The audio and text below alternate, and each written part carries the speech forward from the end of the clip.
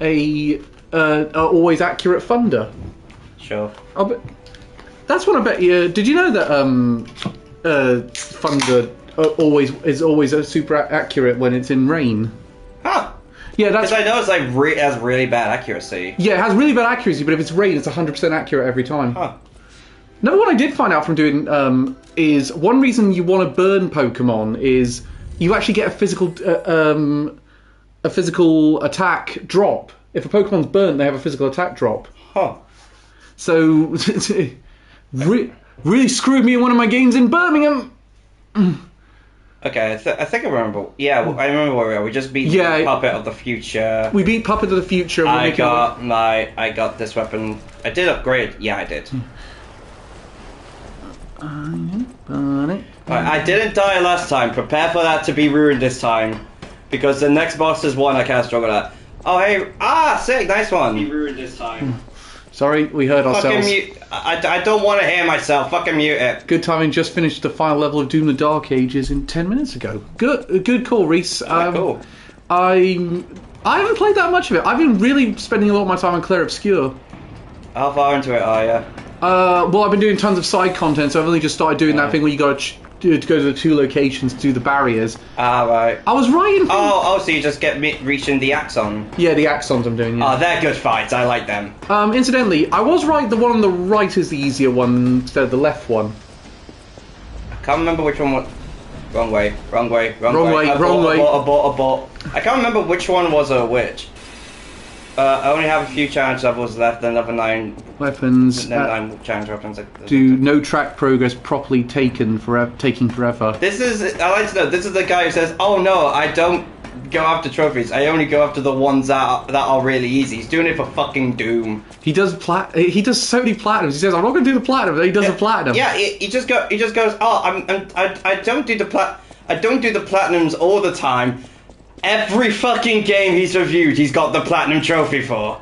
Like, pretty much. I mean, out of all of us, he's definitely the most accurate reviewer.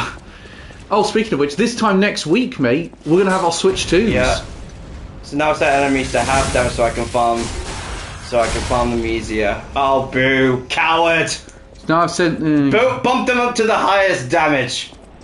Do hell in hell mode, come on. Hello, Gaka. Hello, love.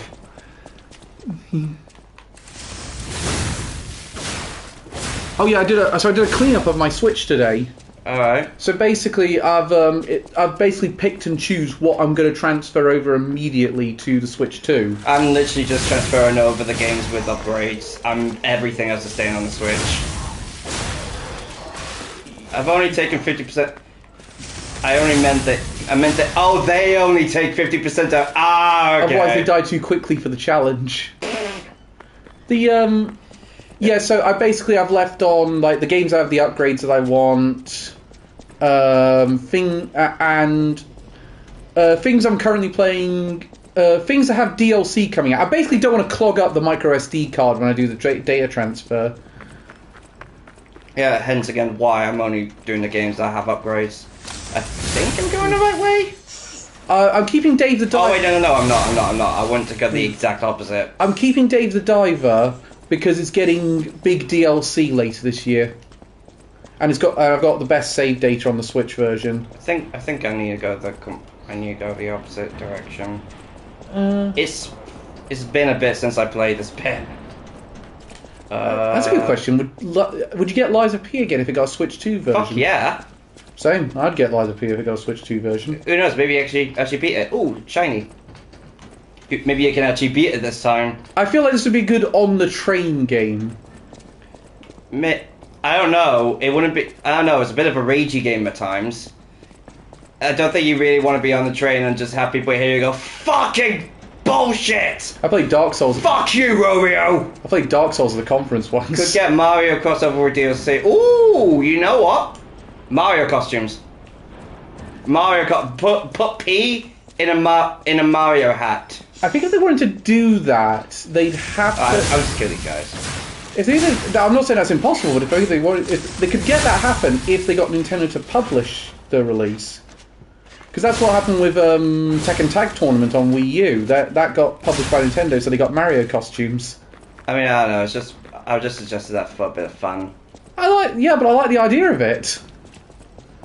Yeah, I'm lost. I'm lost. I'm trying. I know where I have to go. I know the area I have to be in. It's just the way to get there.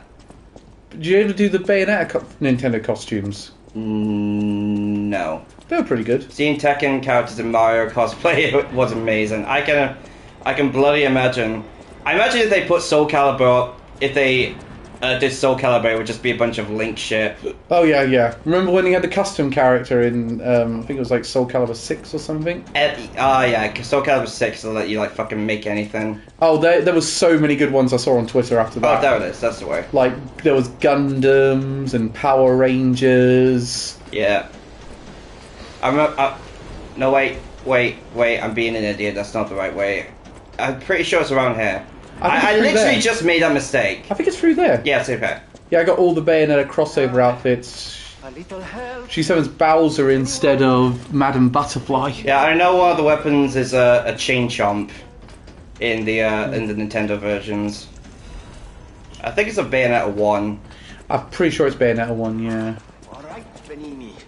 Pull yourself together. Hello, Benini. Oh, you are the guy I want to save because you are very useful back at the hotel. Hello, I'm Panini. Do you like sandwiches? Oh, easy now. No need to kill me. Surely we can discuss this like reasonable... Oh god, you're even more of an Italian stereotype than Tommy Cash. Not quite, he's not doing this. Yeah. Did he send you? In the middle of that. I'm fine. Please, help me find my butler Pulcinella. Do you know what's amazing? Since Eurovision, sales of espresso macchiato have gone up at Costa significantly. This was supposed to be working for me, but well, they bolted and left me to my fate. That was not helpful. My butler went to barricade the back door, and I haven't seen him since. That is not a euphemism. Pulcinella has been a loyal companion. It 100% is a euphemism. The factory is, of course, my priority. We must take it back. But please. But I can't be bothered. Eye out for my butler.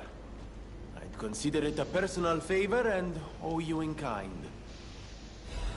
Before all this chaos, Fuoco was the puppet in charge of the furnace. But he changed. He was a stand-up fellow once. And then everything changed when the Fire Nation Not attacked. so much. Hey. I'm told he's still building an army of puppets and marching them on the cathedral. How did this nightmare come to be?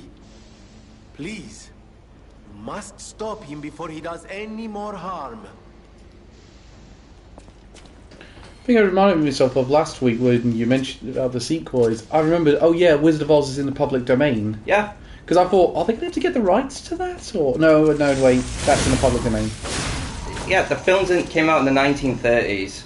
And the book is like 1800s. Okay, so I did get this new weapon, but we're not going to be using it for a bit. Because this guy and the next boss use fire, which is very much our weapons element. Yeah. But once you can't fight fire with fire. Yeah, this isn't a Metallica song. After I got up early to get those tickets. Wait, you go up early? No, I just got up normal time. Yeah, I was about to say, the tickets went on sale at quarter to 10. Like, you get up at 7 in the morning. I can't sleep in, it's a weakness. Boomer.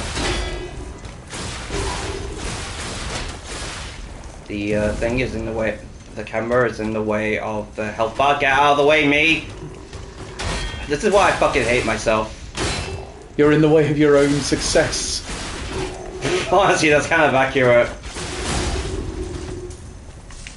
Why aren't you a famous author yet? Can't be asked. And thus, that's how Game of Thrones was invented. Oh, motherfucker, I wish I wrote Game of Thrones. I keep doing that way too early. Yeah, I wish I wrote Cowboy Bebop. We can't all... I'm gonna go back to Stargazer. I use up a lot of pulse cells there.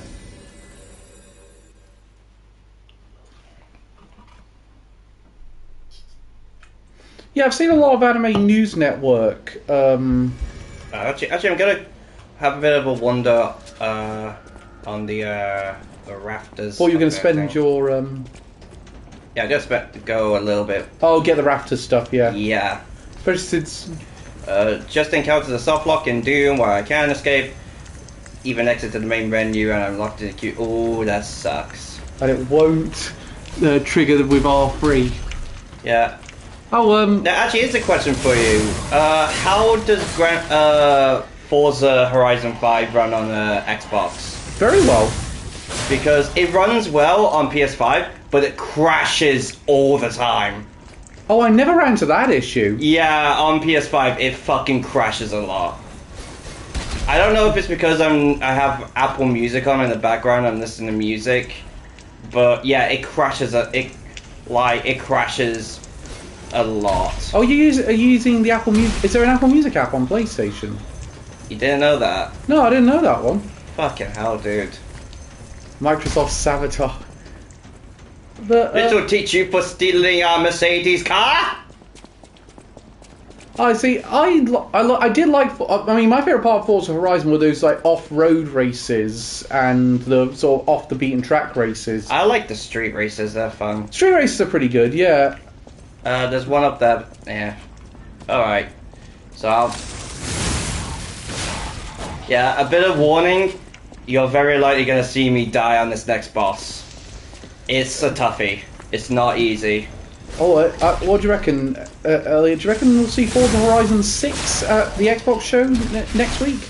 Not Horizon, I say Motorstorm first. No, we've already had a Forza Motorsport last year. I don't think we got time to We make did? that. Yeah, they came out last year. Oh. And we are... Forza Horizon 5 came out in 2000 in... It's alright, we're used to cow dialogue. Yeah, but I like to have an air of competency to me. Oh, God. That's my alarm sound. Alright, you know what, I'll equip that for the beginning of the fight. Again, I assume by Souls logic, if I'm being sold those nearby, it's probably the boss weakness. Probably. Oh, this guy, I remember him. Yeah, this one's a pain.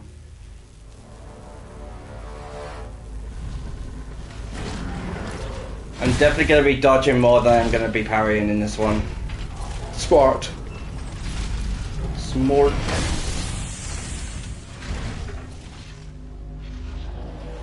He's got a trumpet for a hand. What? Where'd my buff go? Did the cutscene cancel my electricity? Oh, damn it. Oh, come on! I never knew that was a thing!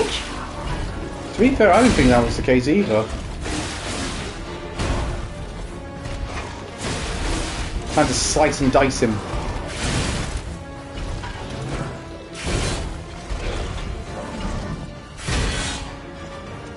So, it's a bit of a thought. 2 months on this date, we'll be arriving at the Holy Ground. Holy shit, you're right. Well, it'll be a bit smoother than that because we're arriving on the Tuesday. Yeah. You read that. Reboot Doom and I lost all... Reboot Doom and I lost all the progress I made on the Weapon Mastery Challenge. It's like 60 minutes of grinding wasted. Oh no. That's gonna be a hit in the review, I'm imagining. It's gotta be, because at that point it's like it's a case of you need to. All I do is I do investigate when those sort of things happen to see is this a frequent thing. Because if I can find other people saying it's happening, then I say I'm going to include in the review as not against the game, or I'm going to say I encountered this, or I didn't encounter this. I think most times during oh shit yeah that's a bit of an annoying one. You have to hide behind the pillars during that attack, otherwise they'll just hit you.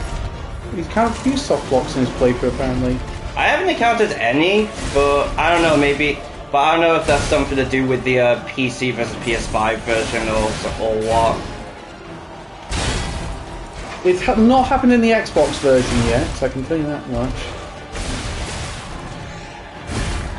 A lot of people are reporting similar crashes and soft blocks. Alright, Is that all versions of just the PS5 one though? Because in all fairness, I haven't been looking up any of that stuff. Yeah, I don't look it up unless I'm going to include it in the review. Like, I remember, or it comes up in conversation in other things I've watched. So, for example, I often like mention it if I experienced it in my reviews, because I often like to think of it as just me cataloging my own experience of the game. well, what I did do was I mentioned with Hi-Fi Rush about a certain issue, and I did say I haven't encountered this issue, but I'd be remiss to not report that some people are encountering it. Oh, all versions, but from what I've seen, mostly PC. One trophy is bugged on all platforms, but luckily it triggered for me earlier. Okay, I might be jinxing it now, but I'm genuinely surprised by how fucking well I'm doing with this boss. Like, considering the fact that on practice, I died constantly to him. Oh wow. Okay, run. Run. Ah, damn it. I haven't gone behind any of the pillars in time for any of for this To be fair, the camera's not exactly helping you. The camera's barely affected this fight.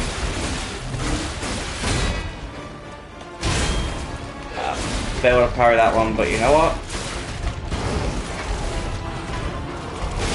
GG. There we go. Nice. Alright, the next bit is a bit I haven't gotten to yet in my most recent practice run.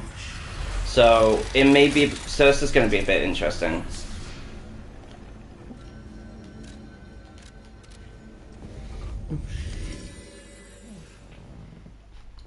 Ugh. So I mean that went well. Yeah, again, surprise. Like I'm not. That's not just me saying, "Oh, I'm not very good at this game." Wink. I'm totally gonna die a lot. Wink. No, I'm genuinely shocked by the fact that I'm like doing that. I've made it this far and I haven't died. It's honestly shocking. We'll talk to you. If it isn't my savior. Just an Glad email. to see you made it back in one piece, my friend. Just double Dear check. Calvin Atkinson, your butt plug is on the way. My boy. My savior, yes. Double that's check the if one. Nintendo's taken the money yet. Took back the factory, and I cannot thank you enough. Without the factory, no more new puppets. The army has run out of recruits. No more new My puppets. friend Chaos. saved, well, Chaos! all of us. Oh, fuck, we've been playing Strangers of Paradise this whole time. I don't believe I've even introduced myself. No one else remembers that name, that game. God, that was one of the most forgettable Square Enix titles to come out. I liked some of it. There was some parts of it I did actually quite like. But, oh my god, the game had fucking problems up the wall. Yeah, it was just like, we have an idea here, but we don't quite know how to execute it. No, the biggest problem was, the only way to gain mana, which you need for spells and healing and shit, is by using this very specific block, which, by the way, takes out your stamina, and if your stamina goes completely down, then you're fucked. Oh yeah, you are so fucked. I did not beat that game for a fucking reason. It was not good. The fact that I was looking after puppies when that game came out probably didn't help as well. Puppies. Yeah, Ripley had her babies, and Then my eyes do not deceive me. I miss those little guys. Never imagined I'd actually see I do on occasion see one of them because we gave or one of our someone from the extended family bought Sherlock, now named Rufus. That's a downgrade. Yeah, but yeah, and fucking hell, he's got big. He is really big. Like 4 months old, he was the same size as Ripley. Jesus Christ. Yeah, like when I first saw him after after not seeing him for a few months. I was just like, oh my god, I get to see him again. Oh my god, I miss you. Who the fuck are you? Who are you? What have you done with Rufus? Yeah, he is so much like Ripley though. He is so much like his mother. Like he looks like Ripley. He's addicted to licking your face like Ripley. Total fuss spot? A bit of one, yeah. He's very bad. Unlike Ripley though, he's very badly behaved. Like he's it's quite badly behaved. Oh yeah, I've used it all. Can I buy anything? Anything here worth buying? No. No. Nah, I haven't got any more quartz to buy or anything. I'll just level up. So, what are you thinking this time? Let's get technique up a little bit. What about vitality? No, vitality's actually really good at the minute. Yeah, vitality's alright. Vigor. I'll get advance up a little bit more because we are using an advanced weapon now, and I can do one more. Fuck it. Let's go.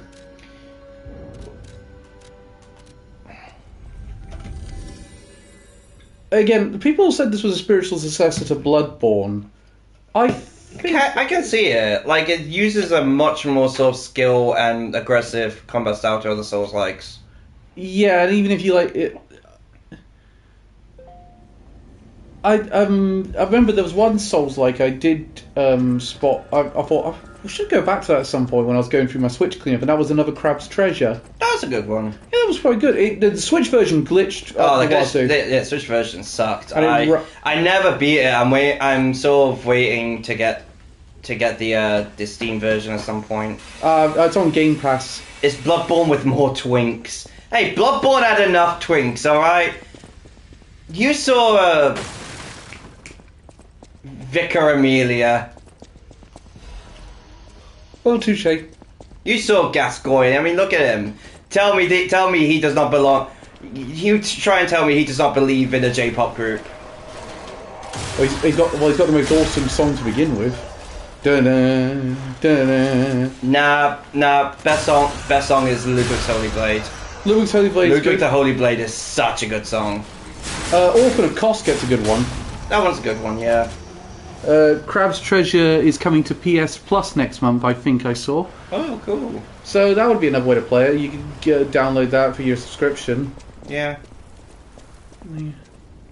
Oh no, I can't push that one. Oh, shit. I missed him the first time as well.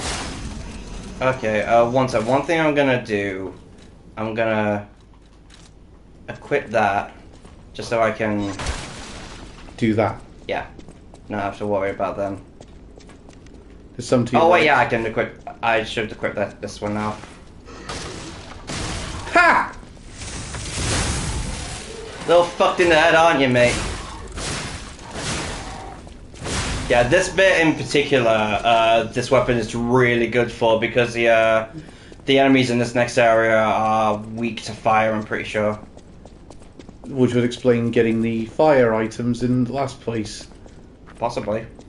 I do like the fact the game basically spells out what the weakness is for the next... Oh yeah, I remember this bit.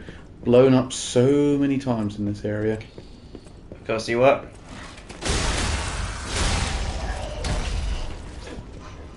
Well, I didn't get hit then. Oh, well dodged. Wait. Ah, fuck. I love that you're basically going to the guy at the top. Do you mind? Excuse me, we're trying to wank. Weak to fire, like all humans. Yeah, but really, some people are more weak to fire than others. For example, Ed Sheeran. Was that a ginger joke? No, it wasn't intended to be, but I realised after I said it. Yeah, bro, it's not 2007 anymore. I didn't even realise till after I'd said it, weirdly. I was like, I just picked a random person.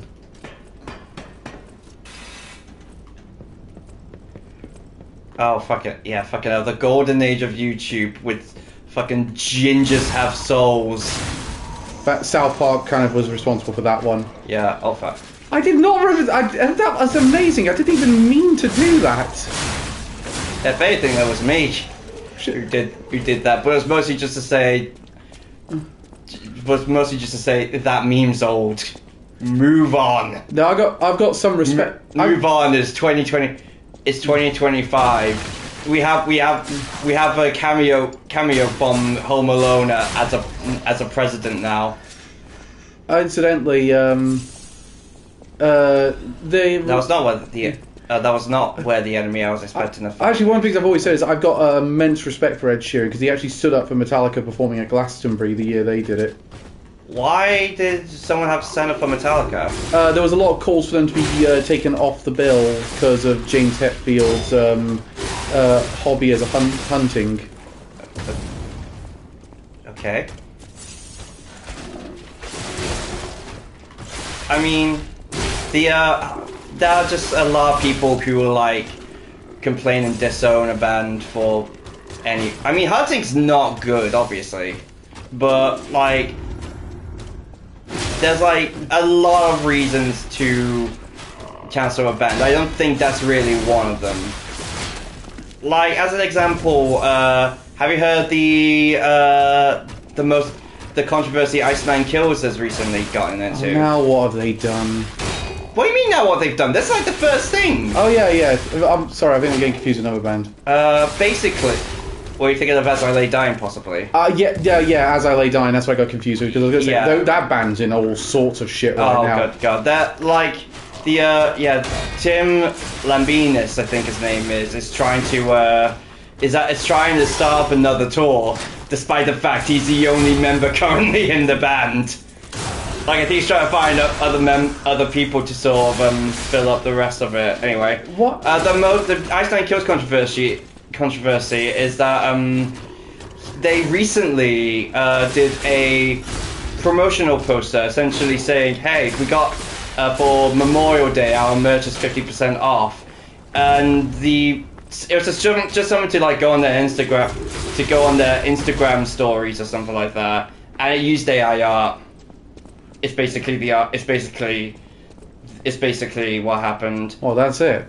Yeah, so it's it's not great. Like, yeah, they could have gotten a natural artist, but I don't think it's anything to get really massively criticized. Like, I thought you were going to say because they did a Memorial Day sale was going to be the controversy. Memorial Day sale is good, surely. Yeah, I was going to say because everyone does Memorial Day sales. Yeah, no, it's because they used AI art on the promotion. Yeah. And there are a bunch of people who were just complaining, saying that they used that, they only care about money, it's a shitty thing to do. I agree they should have used an artist. But there are like people saying, I can't listen to your music anymore, you're all sellouts, fuck you, shit like that. What? And do you want to know how the band responded in the best way?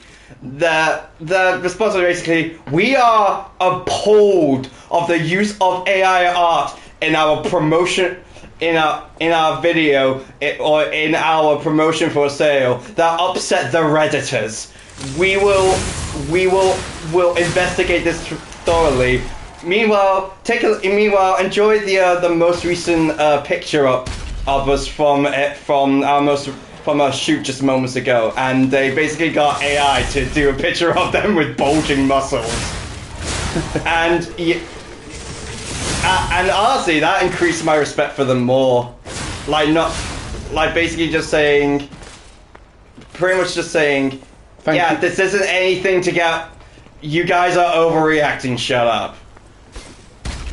I'm trying to think of if I'll look at it this way, if it was something like an album cover, I would understand. Yeah, I would understand the outrage. Like Deicide last year, they had an AI generated album cover. Yeah, but Deicide really are wankers. Watch it, Elliot. Hang on, didn't this bridge collapse with you? No, it's a different one. Ha! I was right! How the fuck did he not fall down then? Dunno. But I mean, first of all, I like Deicide's music. So I went to see them live once. How are they? Not great. Oh.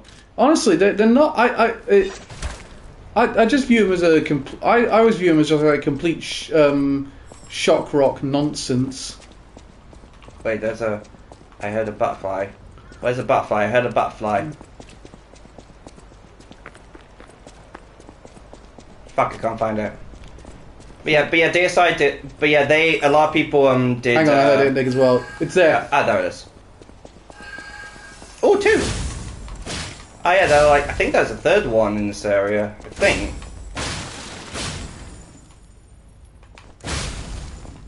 But I mean, yeah. But if it's like a promo for just like something to quickly post on social media to say you're doing a merch sale, I don't see anything. Yeah, you're not about that. And also, the picture was kind of cute. It was Jason Voorhees and a Freddie and it said Freddie Mercury. There's a hell of a poster there.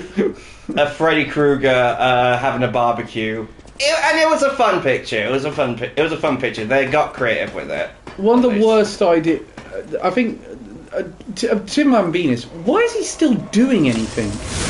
Why can he not admit it's over? Because it was over the second he got convicted. Money. That's why, just money.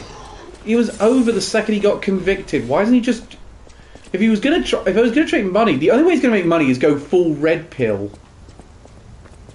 Yeah. And I keep saying to everyone who goes down that route, you didn't understand the Matrix.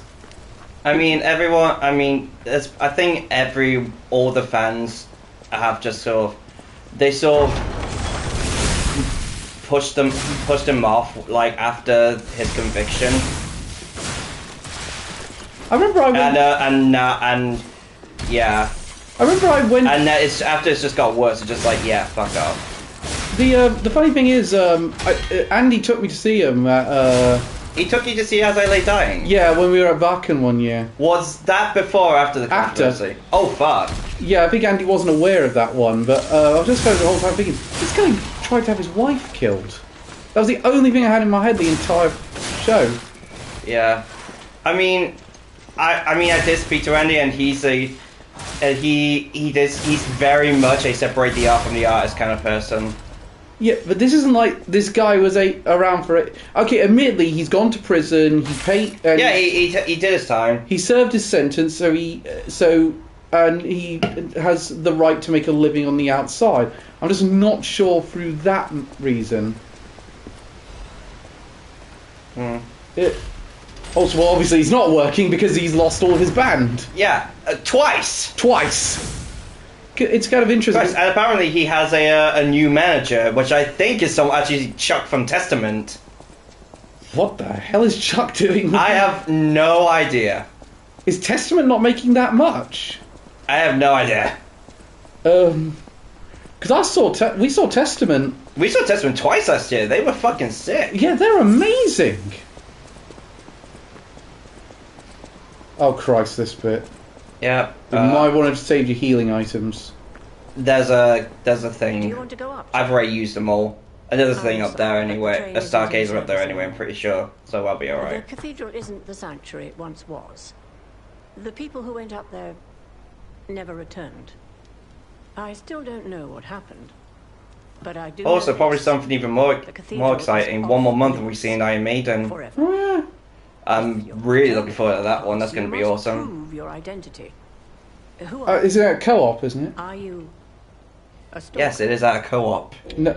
It's happening in my local co-op. Stalkers die They're gonna be in the worse beans off. aisle. I still knew naming that venue that was... It is owned by co-op, in all fairness. Yeah, Yeah. it's a co-op Said I arena. lost everyone I That is such a bizarre thing. It's like, there's one in America. It's called the Smoothie King Stadium. Be safe. I was like, there's no sense of presence now. Fucking hell! Next thing, Like, I'm back. It was only. only a month and a bit before you got...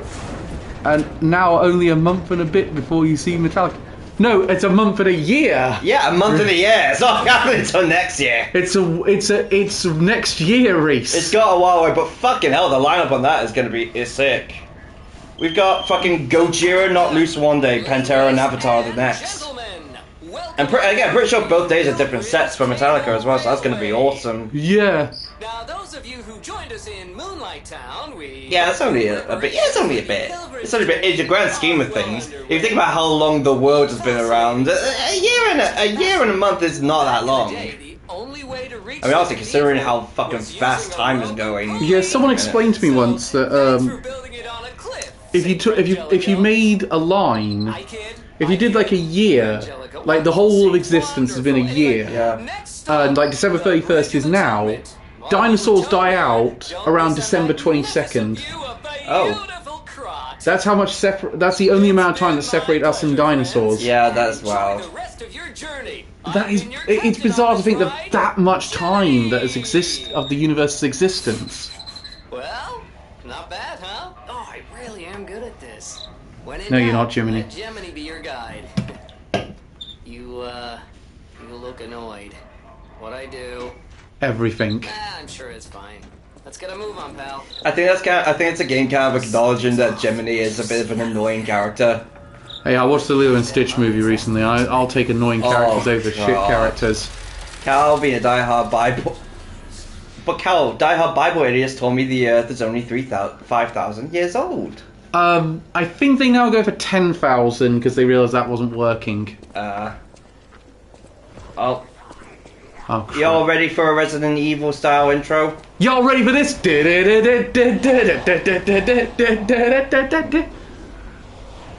Shit me. Before we lost the hat, I mean, the difference between... I mean, there's one thing that I like about other mythologies that I think Christianity... that I kind of think is a bit of a hindrance against Christianity. The other mythologies admit that gods are dicks. Yeah, yeah. They admit that gods are dicks and we're just there to entertain them. Like the Greeks ones particularly do that. Yeah, if God wanted me to exist, why did he create the heart attack? The one I liked is Al Murray's thing. He's saying, God's obviously British, that's why there's no earthquakes here. You don't shit on your own doorstep. You sometimes do a little one in Birmingham just to keep things in order. Yeah. And that's how Ozzy Osbourne was born. He did this whole thing everywhere around the whole atlas, and I remember he got to Mexico, capital, Mexico City. Make an effort! Yeah, like, I guess just as an example, in Christianity, God created us just randomly. God just went, oh, he spent a day making us. In Norse mythology, humans were created because a giant's legs started fucking each other. One of the ones I like is in Greek mythology, the story of Arachne. How she challenged the god of weaving to a battle and she lost. So the god said, "You'll do nothing but weave and shrivel until for the rest of your days." And that's how we get spiders.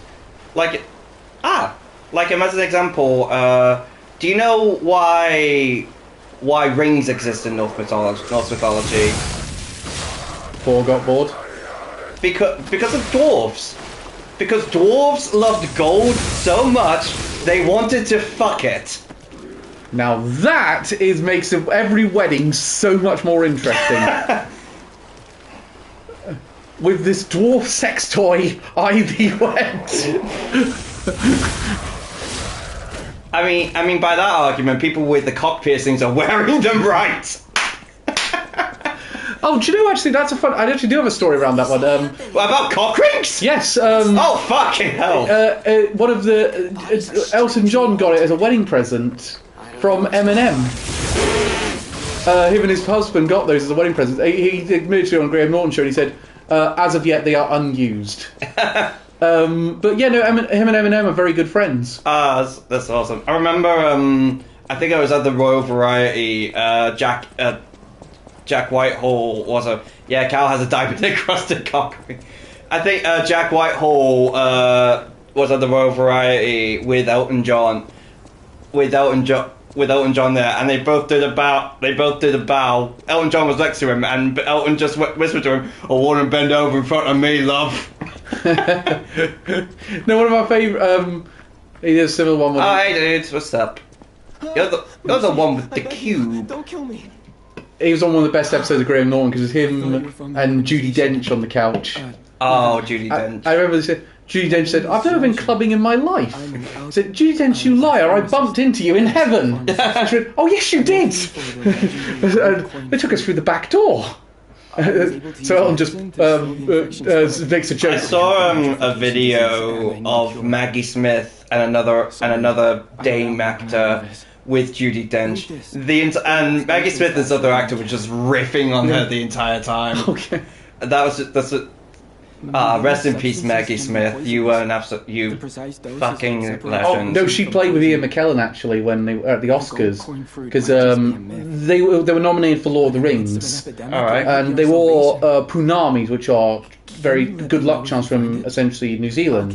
So he explained. We got the cue. So she asked So she asked him, "What's that then?" And he explained what it was. And after he didn't win for playing Gandalf, he came out and she went, "Didn't work, did it?"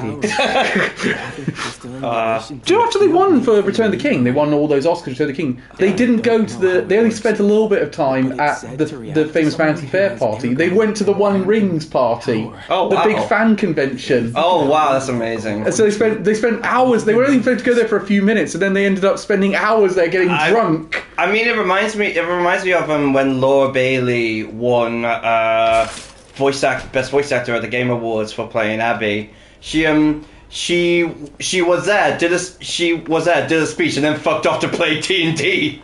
I loved that. Yes, with Critical Role. Sorry. I will shit on Last of Us Part 2 all day. I will never shit on Laura Bailey. Oh, Laura Bailey, Ashley Johnson, fucking amazing. Like, I will never shit. Like, yeah, I will never shit on those two. The game was awful, but the actors were fantastic. I will freely say that. Yeah, now. the performances are great. They're just let down by the writing. Yeah, exactly. And I often do when I write reviews. Often when I'm talking about acting, I'll often give actors a lot more leeway because I'll say they are so reliant on their writers and directors.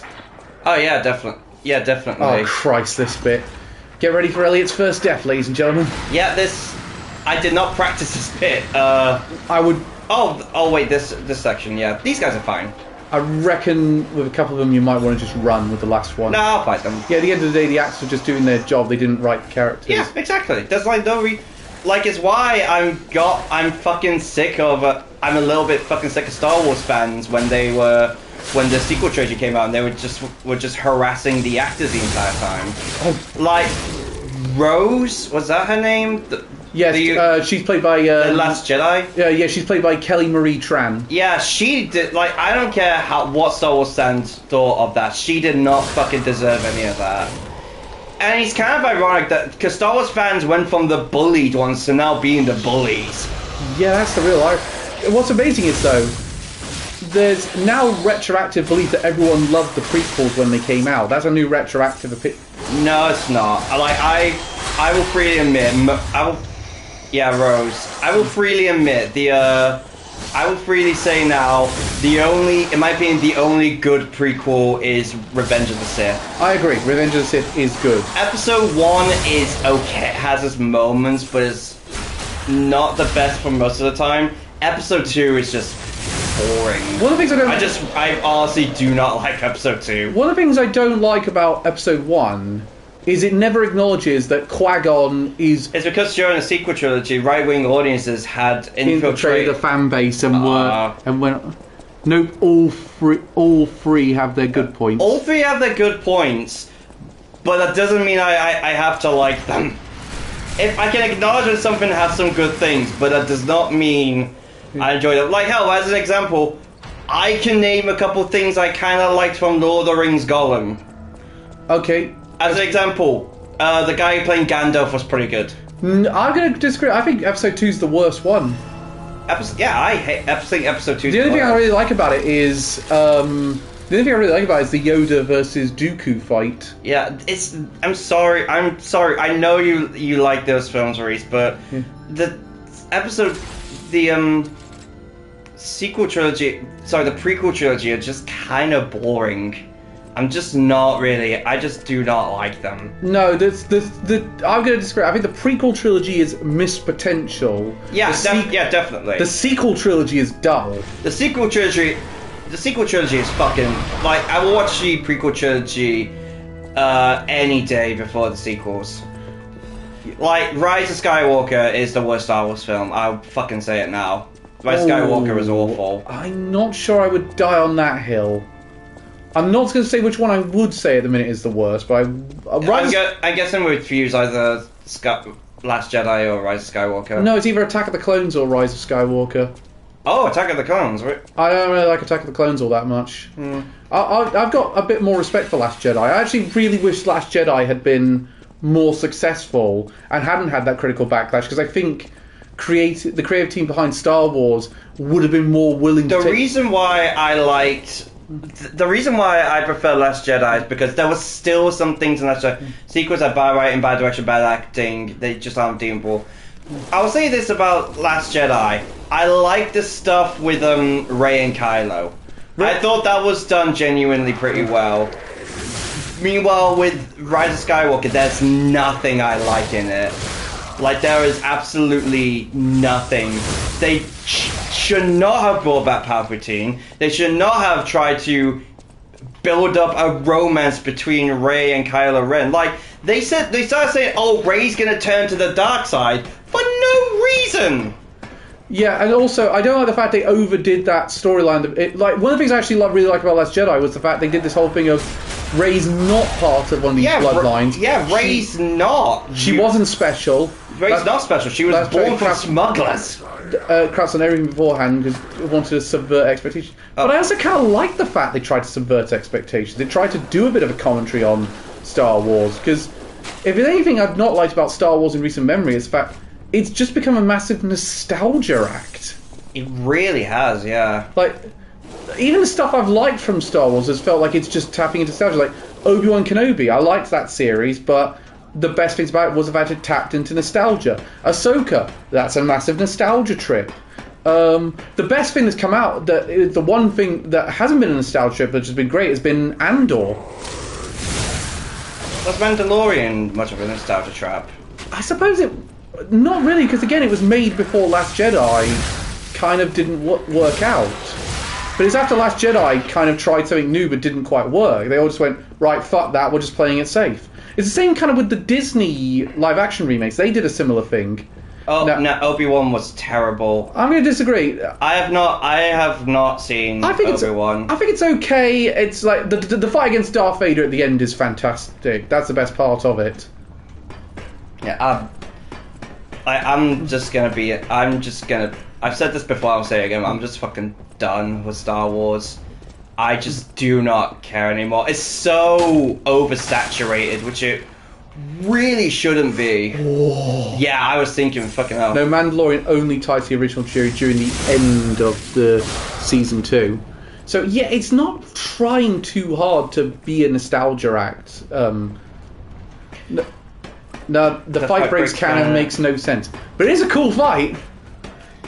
You could argue that you could probably make the same argument with the. I don't know. I haven't been there, so I could be entirely wrong. The fight in Jedi, when you meet Vader in Jedi Fallen Order, it's still a cool scene.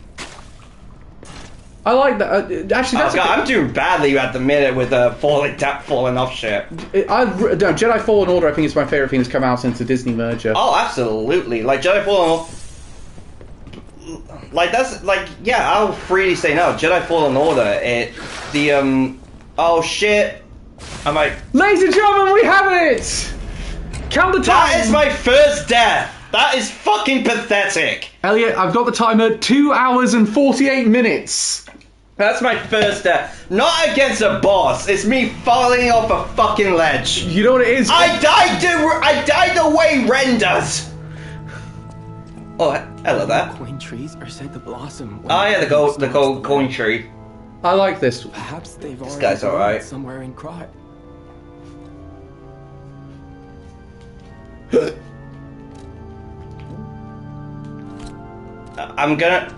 And the games were never said to be canon. That's why they can do whatever they want with them. Although there is apparently plans to bring the main character into the live-action series. Yeah, so surely it would be though.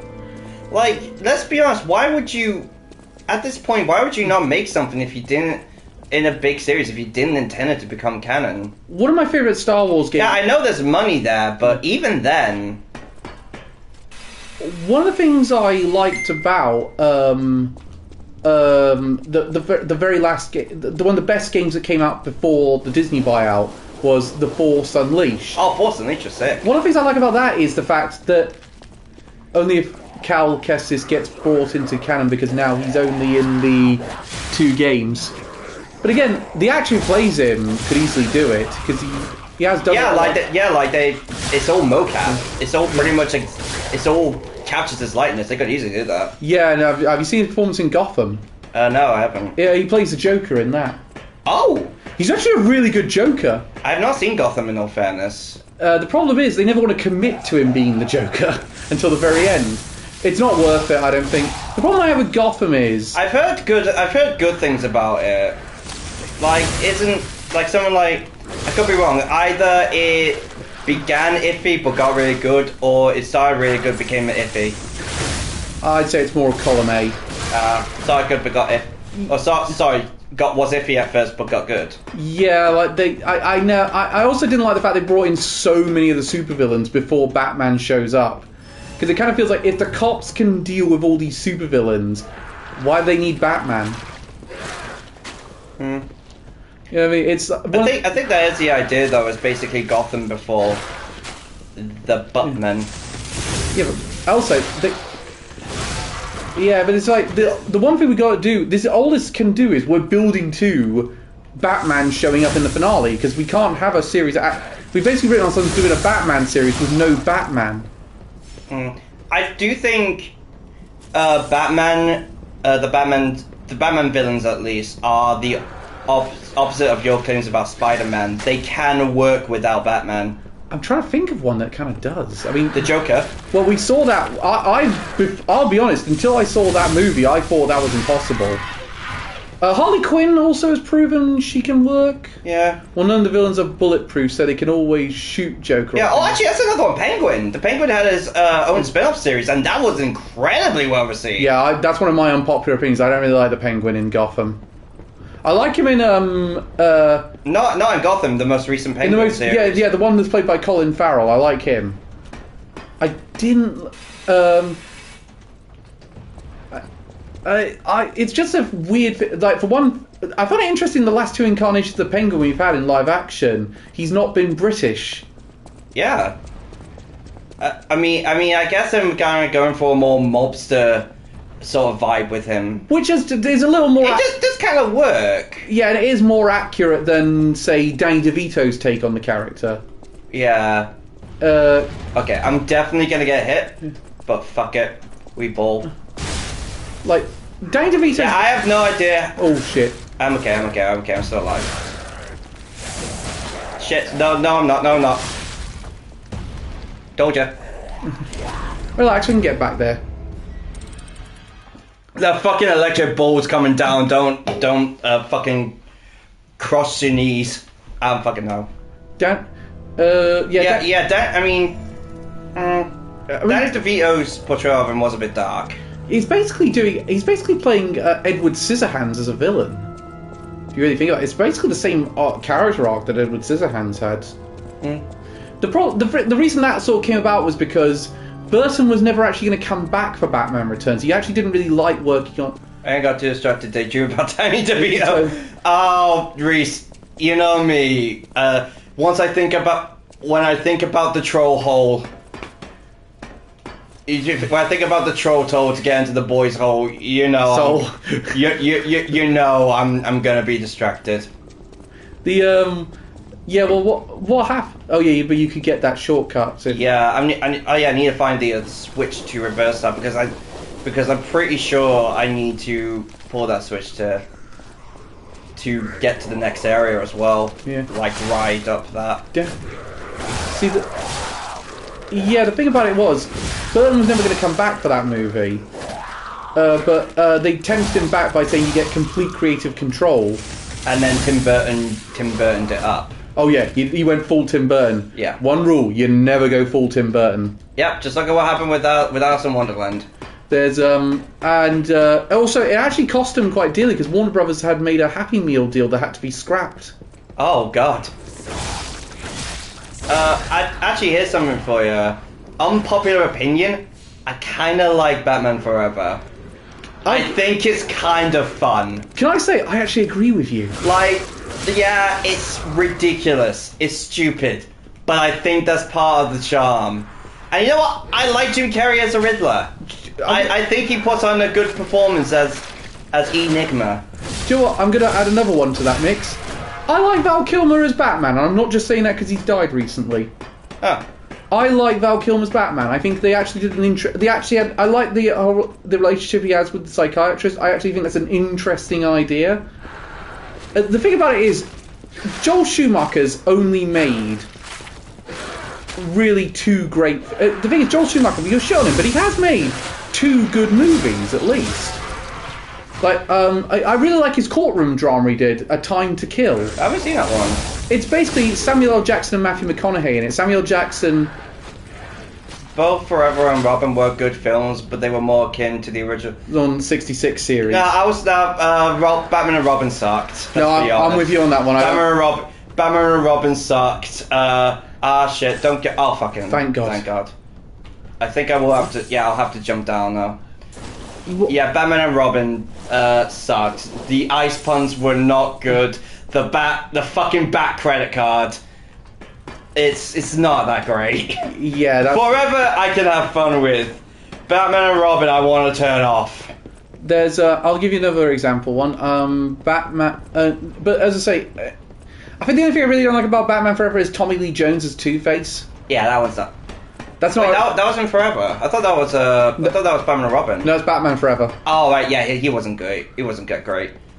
I do actually like. As I said, I can't. Batman Forever was fun because it's like the 66 series, which has so many puns in it. Yeah, I don't know. I'm not a fan of. I know it's kind of ironic because I'm friends with Ren, but I'm not massive on like just pun-based humor. Yeah, but I was telling you about Joel Schumacher's other Time to Kill. That's a film where Matthew McConaughey plays a lawyer who's representing Samuel L. Jackson, who's on trial for killing a couple of members of the Ku Klux Klan. See you in a long time. Hey dude, what's up? I think it's the first time you've joined us for when I'm streaming. Yeah. Poison Ivy. I remember Poison Ivy in it. Yeah. No, he kills two racist guys who killed his daughter, and they're trying to get a not guilty by insanity defense through. Oh. And it's very interesting because it's a very interesting film because it basically does go into the whole how much of racism is brought on through societal codifying into law, and it's not just an individual issue. That does sound really interesting, actually. Yeah, like legit. That sounds. Spawn made the KKK member. Black, and you know. Oh yes, that did happen in a Spawn comic. Oh right. I really enjoyed that film. Also had Sandra Bullock in it. Yeah, Sandra Bullock and Donald Sutherland's in it as well. Okay, heal. Don't die again. Don't be an idiot. I did see a lawyer do a reaction to it. I remember he did say the courtroom is entirely unrealistic. I mean, I think you can turn off your brain for those things. The one thing you do have to hasn't aged well about the film, Kevin Spacey plays a prosecutor in it. Yeah, that makes it quite hard to watch. That's a question. Have you seen Sinners yet, actually? No, I keep trying to I'm waiting for it to come onto Amazon, digital, so I can buy it on there. I'm going to say now, it's my film of the year. I'm hearing so people say... It is fucking brilliant. Like, here's a question. Do you like blues music? Love blues music. You're going to love this then. Because it's basically based in 1930s America. Obviously a lot of racism. Where a couple of black guys open up like a new bar which is just for black people that can come, where they can come in, they can listen to some blues music. The songs are fucking great, by the way. Oh, Night Rain coming out for you 20. Yep, it's coming now at 11. Not see, but definitely one. It is so amazing, and yeah, if you get the chance to see Sinners, cannot recommend it enough. When I first saw it is so damn good. When I first saw the poster for it and heard the premise, I thought it was about Robert Johnson, potentially. But I mean, obviously, there's a little more to it than that. So yeah, But I mean, what I love the concept of the films. I will see. Was Guardians of the Galaxy really that good? Guardians of the Galaxy is great. Yeah, all three of them are great. Like I keep saying I'm sick of Marvel and kind of done with it. I still want to see Marvel Guardians 3. And you know what? I'm gonna be honest. I would not be surprised if I decide. You know what? I'm gonna see the Stormlord, the not Stormlord, Star-Lord movie when that comes out. Because Guardians are sick. Guardians 3, I think, is particularly. I keep going back between Guardians 2 and Guardians 3 of which one's my favourite. Guardians 2 is my favourite. I think that has some. It just has some really great. That just has some of the best moments. I love I love Star-Lord and Gamora's relationship developing. I love Star-Lord, Star-Lord's history and whatnot. And of course, I'm Mary fucking Poppins, yo! Oh. The only thing remembered from the film is the Red Bones song. Oh yeah, that's in this. Well, it's actually kind of interesting because I guess in your favourite film of the year is still Nosferatu. I think it is. Yeah, I don't think it is a really good film. Yeah. Guardians 2 is David Hasselhoff in the credits. Don't forget. Ah, yeah, of course. I remember though I went to see that with my then girlfriend and Ren's date at the time. One of the post-credit scenes where they do the tease for Adam Warlock. Yeah. I had to explain to them who Adam Warlock was because they just all turned to me. I was like, "Oh, guy who kind of reset the universe." Yeah. At Oh one shit. Point. Oh fuck! I thought it was dead. You know. At least you got this shortcut. You know now. what? You know what? Yeah, I'm going back to the Stargazer. I have the shortcut. I thought Ren was your taste. No, what are you thinking about Elden Ring Night Rain? Because the Metacritic score came out yesterday. Yeah, from what I've heard, it's good, but it's kind of iffy if you're playing on your own. Right. Like, I think the game is a bit more balanced to playing with other people. So basically, it's one of these you'd want to sign up, even if it's just randos. You want to sign up with someone. From what I've heard, yeah. I think that's a bit bad to give it a 78 on that base to say it's. I've heard that with some people. From the sort of YouTubers I follow, it's very mixed. I've heard a number of them say they liked it. Like I remember Zero Lenny joined the beta and did a couple of streams, and apparently he really enjoyed it. Yeah, and Zero Lenny does really like his Souls games. Yeah, and speaking of which, he's uploaded a video last night of him doing the game. Yeah, it's more bands for Souls. I have heard from that apparently the developers have heard the complaints, and they have heard the complaints that they can only play either on your own or 3 players. You can't play with 2 people. They have said they're working on it. They have said they're working to try and fix it. So I like that. I like that the developers are listening to the fans. Apparently, most people saw all the bosses within 100 hours, so it'd take a while to get through them all. Yeah. I'm probably gonna play it for a good while. I've seen some Doctor Who shorts, and from what I've seen, Mr. Renga Dins is so good. I haven't been watching much Doctor Who lately, so I can't comment on that one. I have not watched Doctor Who since Matt Smith. I watched a little bit of Peter Capaldi. Peter Capaldi. Yeah. I watched a couple episodes of him because I was dating someone at the time who was really into Doctor Who. But that's. Hang on, don't you supposed to push that off?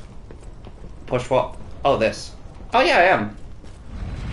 That just gets rid of the toxic water down below. Yeah, but it comes in handy for getting to a secret area around there. Actually, yeah, it does actually. I'll deal with that later. Yeah, deal with that later. Yeah, Peter Capaldi was great. Was a great doctor. Yeah, in all fairness, I don't think has there ever been a bad doctor. I'm more mean the doctors themselves because I know there have obviously been bad seasons or bad run of shows with particular doctors. I'm not a particular fan of Colin Baker's Doctor. I remember a lot of people saying I'm not sure what the actor's name was, but I remember that a lot of people saying that the female Doctor episodes weren't that great. No, she's fine as a Doctor. Yeah, I imagine she's fine as a Doctor, more just the. Yeah. Bad, really bad. That's what I heard. Jodie Whittaker had a pretty bad Yeah, she's fine as the Doctor. It's just she's not given a great material to work with. It's been a bit of a mixed bag. I really liked the episode with her with Rosa Parks. That one was pretty good. Yeah, I haven't seen any of his stuff just because I've heard some pretty bad stuff about it. It's really over-exaggerated. I actually Also kind of funny that we got a female doctor before we got, and we still haven't got a ginger one. Yeah. They turned Doctor into the Amazon Pro Corporation stooge, and that was so bad. Oh no. One of the things I did watch the recent one because they had an intergalactic version of the Eurovision Song Contest in it. You could skip a season and lose nothing. I mean, I would like to do a big Doctor Who marathon at some point. Like, go through all the episodes that are available. Nice. I know that's gonna take fucking hours though, and I know there are a number of episodes that are missing. But I just think it'd be kind of fun. I'm trying to think though, there hasn't really been I'd say Colin Baker, I think, is a doctor who doesn't really work. Which one's that again? He's a sick doctor. He's got a lot better. You can see his personality come through. You had supply box. Hell yes, I can give that to Shimbadadoop at the hotel and get more shit.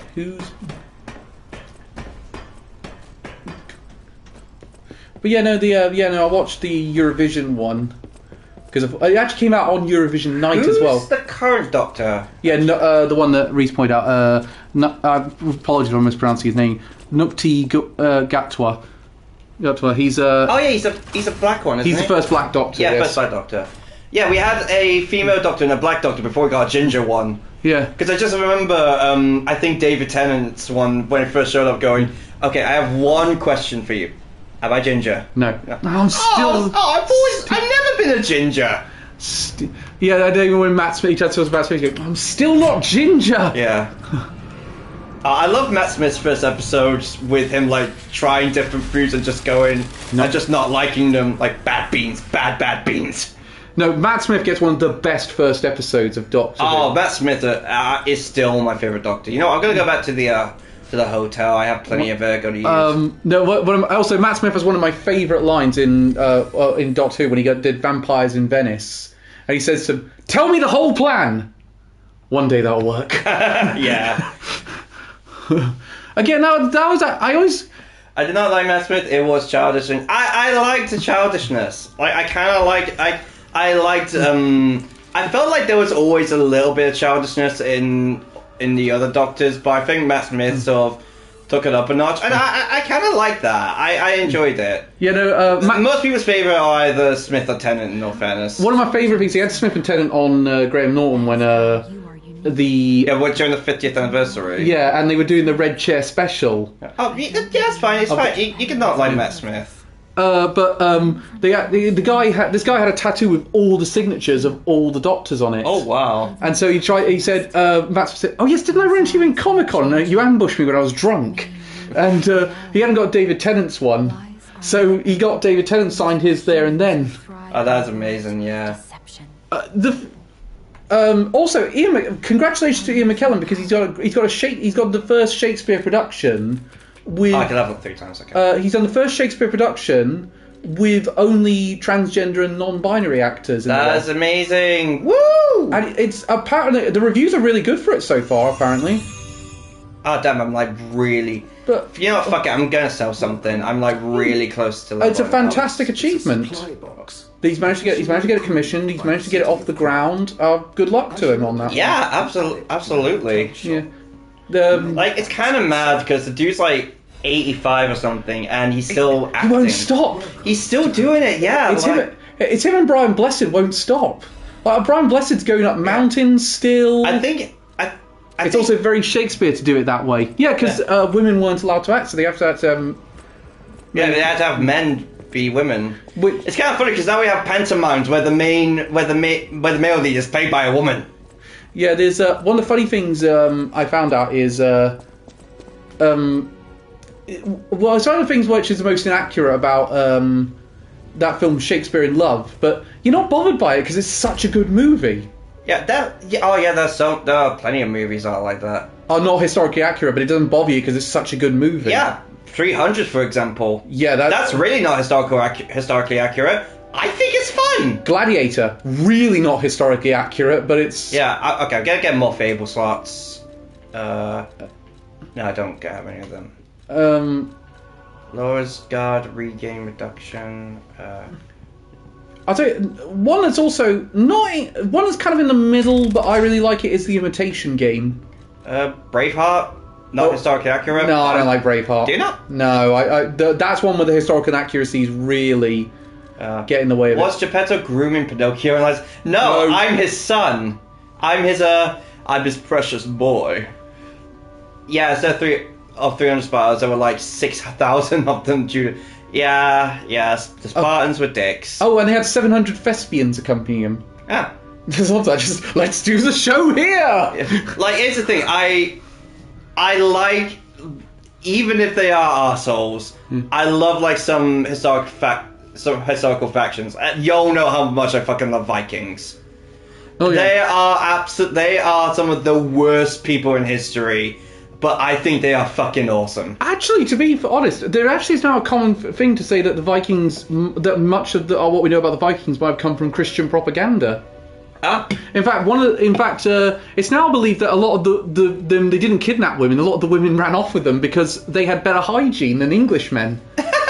Yeah, they washed daily, Vikings. Yeah, I know. Yeah, I mean, that's actually another show that with some historical inaccuracy. Vikings and grooming is actually manipulating person. Yeah, I know what. Yeah, we know what grooming is. We all know what grooming is. I still don't think it qualifies for... Don't do Simon joke. I don't think it qualifies for what Geppetto's doing in this one. Yeah, he's just... Vinland Saga was propaganda. Actually, one series, The Last Kingdom, there is a lot of liberties, but I think some of it is kind of historically accurate. Mostly because it was, Uhtred of Bebbanburg was actually very much inspired by Uhtred of Bamber. Oh yeah. And Bernard Cornwell decided to write a story based around him after discovering that they're actually related. Well, the only thing about Lots of very good. Yeah. Also, the only thing about Vinland Saga where they're really trying to pay much attention to historical accuracy is with Canute. Yeah. Because he's the only genuine historical figure that's been introduced so far in the TV series. I mean, no, I'm pretty sure Thorfinn and Askeladd are based off actual people. They're an amalgam. They're based off them, but they're not actual. Yeah, they're an amalgam of a few people. It's like Hugh Jackman in that Eddie the Eagle movie. He's an amalgam of all three coaches. Yeah. I was talking to a friend about Final Destination. He said a lot of deaths are really realistic. I'm concerned for your friend who thinks those deaths are realistic. Are we talking about the most recent one? I haven't seen it. I've heard it's really good. I've heard good things about it. I've heard that it's like Tony Todd's last role. Yeah, it's his final role he filmed before he died. Yeah. Yeah, and I know his I forgot Zack Snyder made 300 films. He did 2? Oh shit! Yeah, he did a prequel, or he's doing one. I think it's a prequel series, though. No, he's trying. Yeah, he didn't get involved. He wasn't involved with 300: Rise of the Empire. That was a different director. Yeah, because I thought he only did. I didn't even know there was a second 300 movie. Yeah, the 300: Rise of an Empire. Who directed that?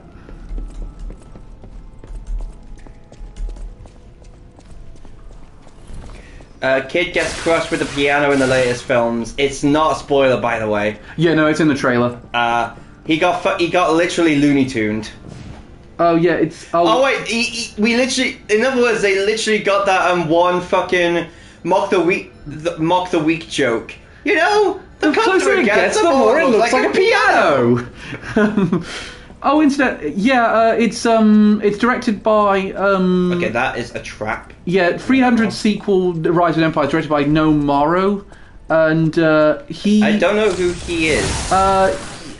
He hasn't done much on his directing. He's. Oh shit. The thing he's probably. Snyder did the screenplay for it. Apparently. He did do the screenplay for it. But he didn't direct it. No. His most recent thing. He did that short for the Halo series, Halo: Birth of a Spartan. Was that a good one? It's a decent one, yeah. Okay. Oh my god, something decent that came from the Halo series.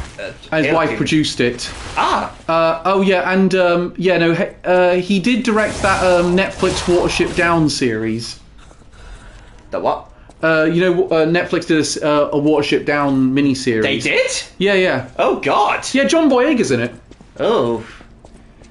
Was it animated or live action? Animated. Let's be honest, it'd be tough to do some of that freaky deaky shit in live action. Yeah. Although, if anyone who's ever kept rabbits will tell you, and I have kept rabbits, I can attest to this. I used to have some rabbits, yeah. They are violent bastards when they want to be. I don't know. Honestly, like my granddad got me and my brother a couple of rabbits. I named my one Shadow. I can't remember what he named his. Sonic. Yes, it was legit named after Sonic the Hedgehog. But yeah, I can't remember. But but I think we like him because me and my brother were only at his like a couple times a week, and he didn't really want to look after them, so I think he got rid of them. I didn't know she produced all of his films. I didn't know he was married to a producer. CK is asking us what's our opinion on Nope. I have not seen Nope. You haven't seen Nope? I like it. I liked it more than Us. I know it was. I'm guessing the guy's best film is still Get Out. Oh yeah, Get Out. That's the problem. He made his best film. Yeah, Get Out is a fantastic horror movie. Should have won the Oscar that year. What did it lose to? Hang on. What year was Get Out nominated? I think it was 20. If it came out in 2017, yeah, 2017. Then it would have been the 2018 Oscars. Yeah, I remember. I'm pretty sure I remember that because I think Dead Meat did a video on it not long after the film, not too long after the film came out. I think his his weakest recent films. I didn't go far enough with the monster UFO. Did you really like Us? No, I did. Yeah, I thought you did. No, I'd say out of the 3 films, it's the one I'd put at the bottom. But it's still really good. Yeah, but it's the bottom of 3 really good films. Yeah, it was 2018. The nominees that year were Call Me By Your Name, Darkest Hour, Dunkirk, Get Out, Lady Bird, Phantom Thread, The Post, The Shape of Water, and 3 Billboards Outside. Didn't Shape of Water win that year? Yeah, Shape of Water won that year. Yeah, I think of that lot, the only... I'd seen Get Out. The only one thing I've seen was Dunkirk. Yeah. Which, in all fairness, that was a really good one. I wasn't a fan of Dunkirk. Really? Yeah, no, I really thought it was. Mind you, I like it more than the film Christopher Nolan did afterwards. Which one's that? What was it called? Trap or something? It was the one where there's all the time travel bullshit. Oh, Tenet. Tenet, that's it. That film's awful. Yeah, I've heard that's definitely his weakest one. That being said, he made Oppenheimer afterwards. Yeah, he made Oppenheimer afterwards, so therefore he redeemed himself. Oh. I like Dunkirk. I thought it was pretty good. I will say actually that's one of the best years for the nominations because you got Call Me By Your Name, excellent movie. Dunkirk's pretty good, even though I'm not a huge fan of it. Darkest Hour is... I've heard good things about Darkest Hour. That's basically carried by the central performance of Gary Oldman's central performance. Yeah, I heard Gary Oldman. That's the main thing I heard about. Gary Oldman's amazing. Not a huge fan of Phantom Thread. The Post is pretty boring. I think the only reason The Post was nominated was because it was trying to tap into the politics of the time, and it's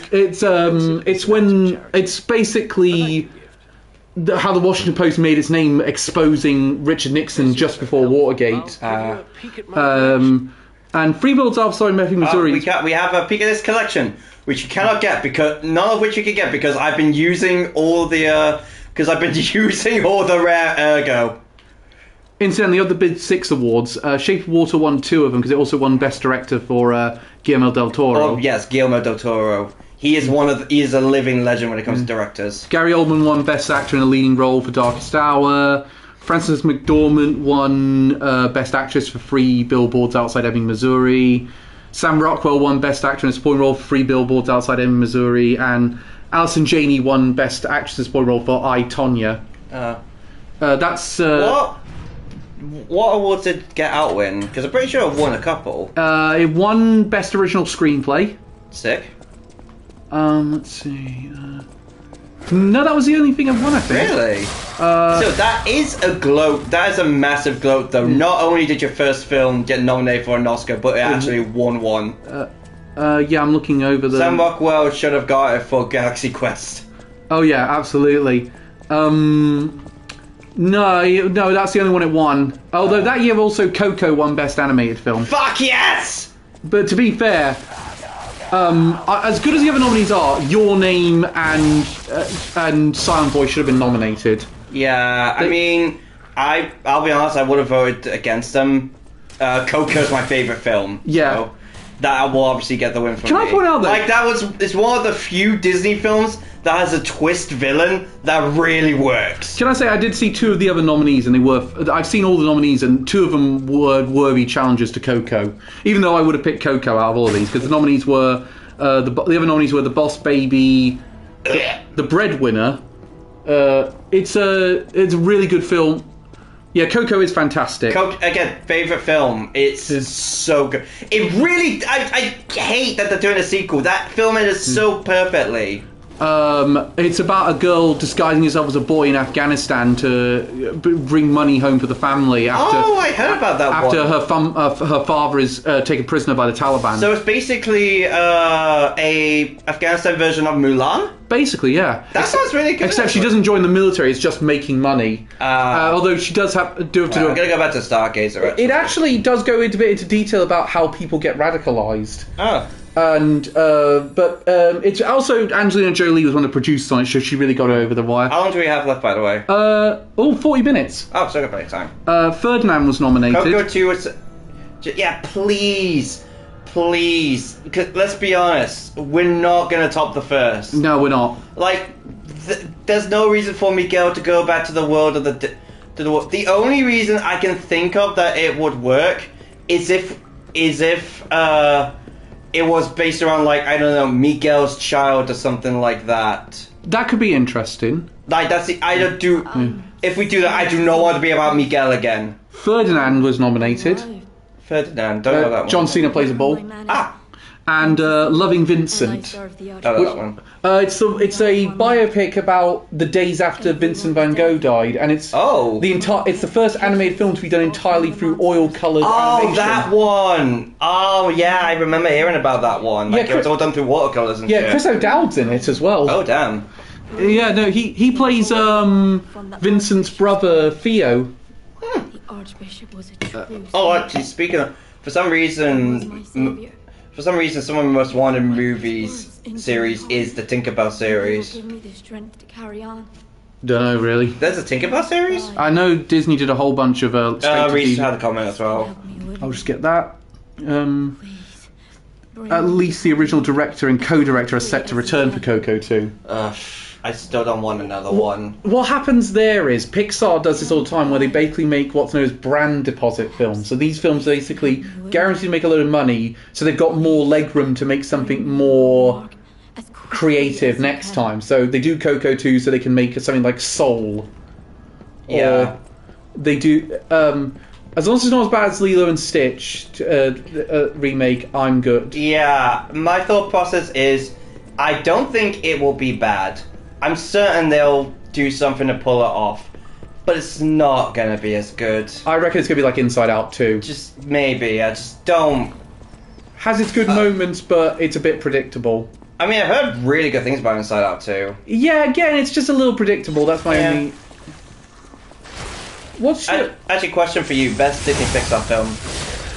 Ooh, well... I'll ask the chat as well. Can we leave it for just the Pixar films? Yeah, Pixar. That's what we're doing. Pixar films. Oh, well, I'm going to narrow it down to Incredibles, Toy Story 2, or... actually, top 3. Let's make it interesting. Okay, we're going to have Toy Story 2, Incredibles... Very good. And Coco.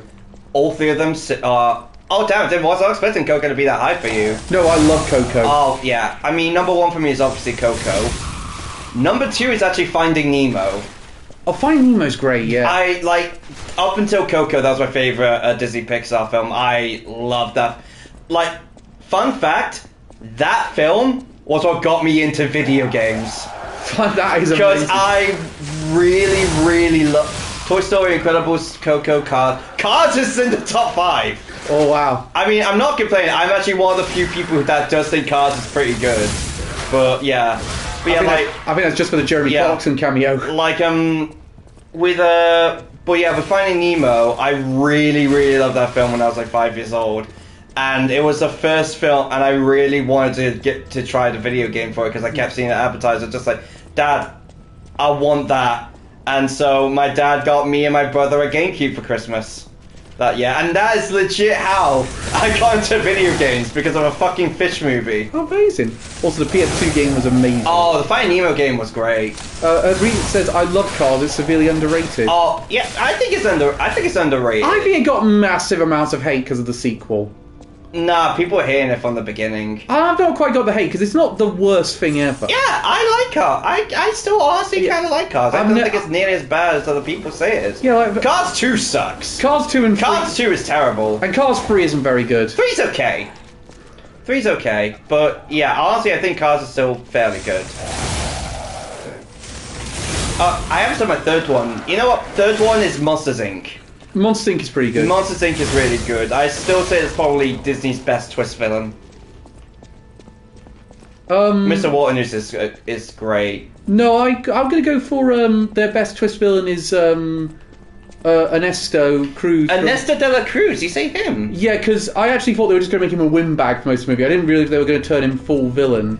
Oh, yeah, Ernesto de la... As I said, that's like the first twist villain of Disney's to work in like years. Well, yeah, Ernesto de la Cruz is a great villain. Yeah, a lot of hate due to the art style, and Cars 2 is awful, but people should give the first film a try. Yeah, first film I still think is... come on, you can't... What film with Chick Hicks is going to be bad?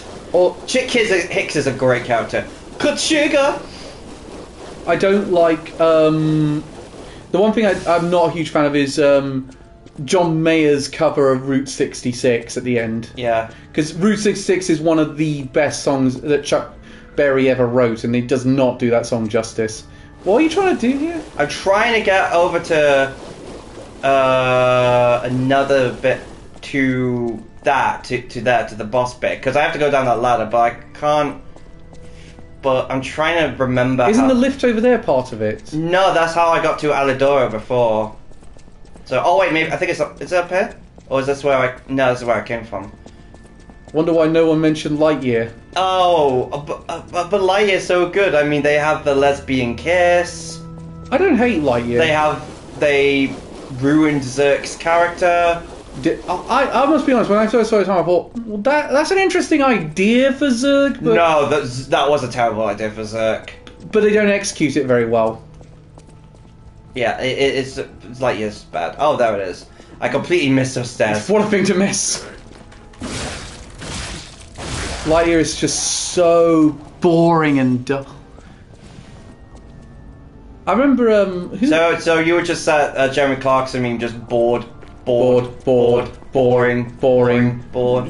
Chris Evans was so miscast as Buzz. You would have thought getting Captain America to play Buzz Lightyear would have been genius casting. How did that go wrong? You got Buzz Lightyear being played by Captain America. Somehow they found a way. I'm pretty sure it's like a shortcut somewhere, so I don't have to go through that rigmarole again. But that's the thing. No, I think my least favourite... I mean, Cars 2 would be an example of my least favourite Pixar film. Good Dinosaur's a bad one.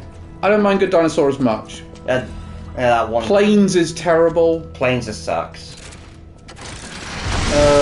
In fact, everyone fucking forgets about Planes. Yeah, that's how bad it is. Everyone just keeps forgetting that it ever happened. Okay. Alright, we're going to the next boss. This next boss is another toughie. This next boss is like one I do struggle... I say this is like the first seriously big hurdle. Should I tell you a horror film I really like that no one remembers? Go. Lights Out. Oh, Lights Out is good. Oh, you didn't like Turning Red? Wow, that's a controversial opinion. I thought a lot of people didn't like Turning Red. Wait, Lights Out. That's the one with the deaf guy, right? I think so. No, Lights Out. Lights Out. No, Lights Out is the one with the thing that only can exist in darkness. Oh no, wait, I'm thinking of Don't Breathe. Don't Breathe is the one you're thinking of. Yeah, Don't Breathe. That was pretty good. Don't Breathe was pretty good, but Lights Out is genuinely a great horror because it actually has smart horror characters. Ah. Like one of the boyfriends, you think he's run off to get away from the thing. He's actually been smart on how he's got rid of the thing because he's got death flags all over him, but he actually is clever and uses the car lights to do his clicker key to get rid of the thing. It's a question. And he runs off and gets the police. Here's a question: what's a horror film that is not you don't think is that scary as a whole, but still makes you really uncomfortable? Ooh, because yeah, I know which one Turning Red is. Because a big one for me that I can think of is The Descent. Yeah, The Descent is quite... Because as a whole, I don't think that film is that scary. But I have claustrophobia when it comes to tunnels. And that film, and like them crawling through those like very small crevices within the cave really makes me uncomfortable. Like I said before, my biggest fear is getting stuck in like a small crawl space where I can't move my arms and legs, and it's too far back for me, and it's too far for me, and I get so stuck I can't move back at all. So just forced to like sit there, hoping that someone will help me, or I starve, or I die of starvation or thirst. You thought a lot about this.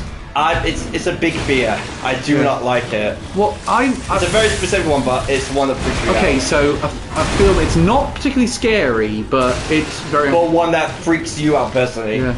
I fucking hate heights.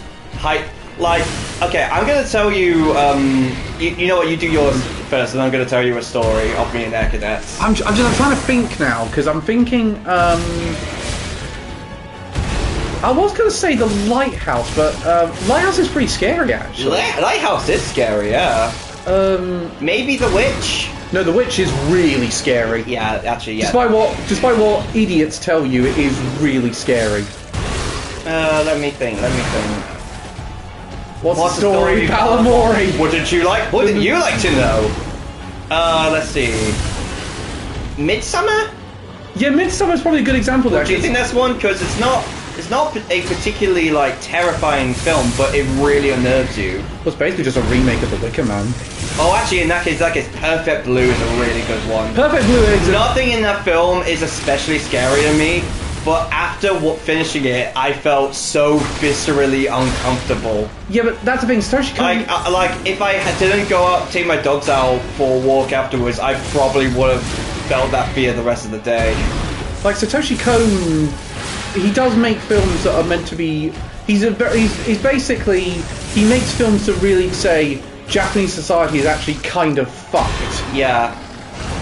Well, I mean, that's kind of what Oshinoko kind of says with celebrity culture. Yeah, Oshinoko is very... That's why, actually, Oshinoko really reminded me of Perfect Blue when I first saw it. Holy shit, he did that well. That's only the first phase. I forgot it was a two-phase boss. This is going to be a boss where I'm going to die a couple of times. Yeah, because you used up a lot of heals. Yeah. What was your story then, Elliot? Okay, so this is my story about my fear of heights from Air Cadets. So, I'm going to tell a couple from this one. So, I would say Japanese Grudge for... Oh, Japanese Grudge, that was a big one. Japanese Ring as well in that case. All the Japanese Ring movies. Well, except Rasen. Rasen is terrible. Alright, here's my story. So, in Air Cadets, we took a trip to Clandegla to do some, some stuff, canoeing. We did a big hike for the first couple of days. First thing about that, the day we went out was my 16th birthday, and I did not want anyone to know. So I just said nothing. I didn't open any of my presents that morning because we were going out at like fucking 6 in the morning. Oh, so this would have only been a couple of years before I met you? Yeah, more than a couple, because I met you 19, were you? I was 19 when I joined Anime Amigos, like a couple months away from turning 20. I think I went to the PGSG first when I was like 18. But yeah, it might have been a couple of years actually. But anyway, yeah, it was, I didn't want anyone to know, so the entire time, like when we got to the site, I was just thinking, okay, I don't want anyone to know it's my birthday, I don't want anyone to say happy birthday. What I didn't realise, what I kind of forgot was, before we went, before we got on the bus, we had to fill out a form thing. Oh no! Which said my birthday. So the flight officer there said, "Oh, by the way, I'll read that in a minute.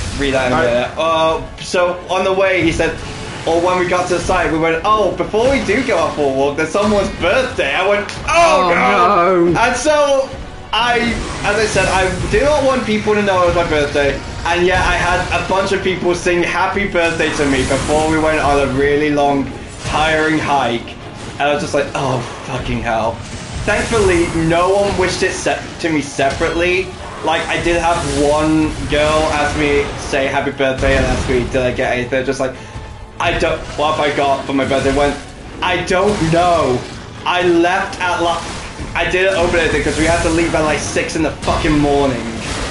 And she just went, okay, yeah, that's fair. But yeah, that's the first story. Second one, on day 4, was we were sort of having like a bit of a rest up at the sort of light barracks or whatever it was. There was fuck this attack. And there was Heal. And there was like a bunch of I'm out of full cells. You know what wait, can I do it? Can I actually do it? Oh my god! Oh fucking hell! No! Yeah, That was so but close. Yeah, that was like a bunch of climbing shit, like off to the side. One of the things was a giant totem pole that you could climb up, and there was like a platform at the top. Somehow, I was coaxed into doing that. They knew I was afraid of heights. And there have been numerous times where I've been really afraid because we had to climb up something high. So I was eventually like sort of persuaded to climb up to the top of this totem pole thing. I got up to the top. I'm not kidding. I started fucking crying. I was 16 years old and I was so afraid that I just huddled up into a ball at the very top and cried. It was wobbly as well, which made it even worse. But you know what? I got an award at the end of the thing, and by I got an award, I mean and by I got an award by the end of it, I mean like a couple of the flight sergeants drew stuff on the paper plates and called them an award, and I got an award for that, and I got an award for bravery for doing that. So you know what? It wasn't awful. And then I got back. Yeah, spent 5 days there. I got back and celebrated my birthday. Well, I got an iPad, so it wasn't all terrible. Yeah, because again, you were. Reese said he remembers before joining Army Amigas, you used to draw at the PDSG. I don't think I drew. I used to bring my. Something I used to do. I used to bring my Vanguard, one of my Vanguard decks, and look through that. That was during the G days when I was a Chrono Jet Dragon main. You know, like I've done Pokemon like competitions. Yeah. Would you ever consider doing Vanguard competitions? Me? Honestly, yeah. Like if I got the chance to, I would. The problem is, the decks nowadays are really expensive. Right. Like the cost of a normal not premium, just a standard Vanguard deck. I was going to say, you were so far behind and you might as well just go giving up. I remember you showing us a drawing of a crow, right? Oh fuck yeah, I did do that. No. I remember doing a draw. I don't remember showing you that. I remember doing a drawing of it. But yeah, but yeah, I probably would. But yeah, the decks are really expensive at the minute. Like a standard Vanguard deck is like costs the same as a Commander deck. Jesus, and those are quite expensive. Like not a cheap Commander deck either. There's and there's no like format for like Magic the Gathering has Pauper. No, not really. There are usually it's Cal with Dementia. Usually there's with Vanguard there's the standard format, which is just the most recent format. And then there's Premium, I believe it is, which basically lets you do a deck with all the previous formats. So, like, you can use V cards from the V era with Stride units from the original era, for example, which no one's going to be using the V cards because, to put simply, the V era of Vanguard was the closest the franchise ever went to dying. Like the V era, aka when the Vanguard reboot came out, was received so badly they completely redid they killed off the format and redid it 2 years later. Oh, that's how bad it was. It's all good thing is Yu-Gi-Oh! It's on all one era, so you can still use your cards from 2002 today. Yeah, but the format, but the older cards are really out of date. That there's not really much point in using them unless you're like at a retro tournament, like you're using cards from like say Goats era or Teledad era. One of my What I find interesting is this weekend is the last Pokemon Scarlet and Violet competition in Europe for the season. In Bologna, and then we've only got 2 more left. So if I qualify the Worlds next year, we're going to San Francisco. Ooh! San Francisco decided the Worlds 2026. And I think they got it out of the way because, although the release date for Legends EA came out yesterday. Yeah, I was going to share it. Oh, yeah? You'll be surprised that Blue Eye. Yeah, I know, like some of the ones based around the older, some of the older cards like Blue Eyes, Magicians. I think Red Eyes still has pretty good support. But I more mean like, you know, a lot of the style decks you have back then would not work today at all. Yeah, like the Yu-Gi-Oh! The Yu-Gi beginner deck wouldn't work very well. Yeah, like I guess for example, a lot of GX doesn't get the GX decks don't get much love. I don't think For good reason. I think I think Cyber Dragon and E-Hero do get some, but I mean like for example, who the fuck uses Destiny Heroes for example? That's because Yu-Gi-Oh didn't have archetypes back then.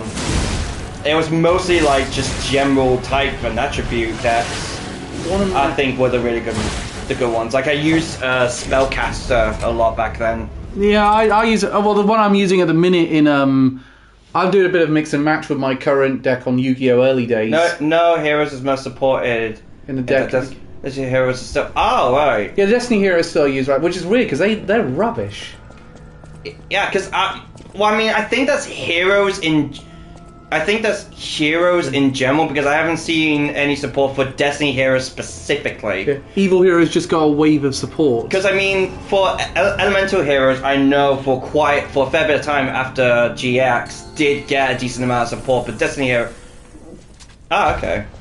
I just thought that because of the design and their characteristics, I never really was a big fan of Destiny Heroes. I mean, of the heroes, I think Elementals are still the popular choice.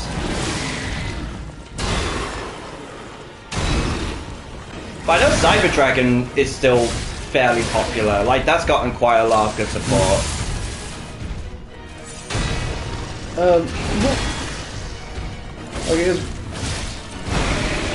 I don't know. In all fairness, I really don't keep up to date with the modern Yu-Gi-Oh format because, unlike Reese, I don't keep up with stuff I'm not interested in. I don't even watch the anime anymore. Destiny Hero were English team compared to Elemental Heroes. American comics and Masked Heroes of Kamen Rider. Yeah, I do remember really liking the Masked Hero cards in all fairness. I did like... I remember years back in college, before Light Sworn became my main was like Masked Heroes. Let's be honest though, when it came, no one used the Paradox cards from Bonds Beyond Time. Oh no, those guys suck. Did you ever watch that film in 3D? No, I didn't watch it until I watched it online using very legal sources. That's because I haven't been any traditional Yu-Gi-Oh anime since Reigns when they switched studios. Yeah. Like, it's all on the Rush format now. I still stand by, though. Reigns got too much hate. I still think Reigns is, like, actually pretty good. One thing I discovered from that is I find it very hard to follow duels when it's not, I don't have a dub. I don't. Like, in all fairness, though, like, I think it's probably because I only watch Vanguard and sub because, to be frank with Vanguard, the dub kind of fucking sucks. Oh, and Reigns had one of the best OPs. Oh, Reigns was, yeah. That was such a good OP. I'd say Playmaker was also a really good protagonist as well. The Malefic, yeah, the Malefic cards is it. Got a wave of support the other year. Really? God, Paradox is the worst Yu-Gi-Oh villain. Are you sure you want to say that? Like, what is there to him? Are you really picking that over the fucking Grand Tournament one? Oh yeah, Siegfried Lloyd. I forgot about Siegfried. Siegfried sucks. And his plan doesn't make any sense whatsoever. Also, Kai... Also, like, I do say I'm one of the few people who does... Reigns itself wasn't poorly received, and it never got a dub. No, I did get a dub. I'm certain there was like... Watch it, Elliot. It's fine. I'm certain Brains did get a dub. I remember watching clips of like characters speaking in English dub. Give me a second.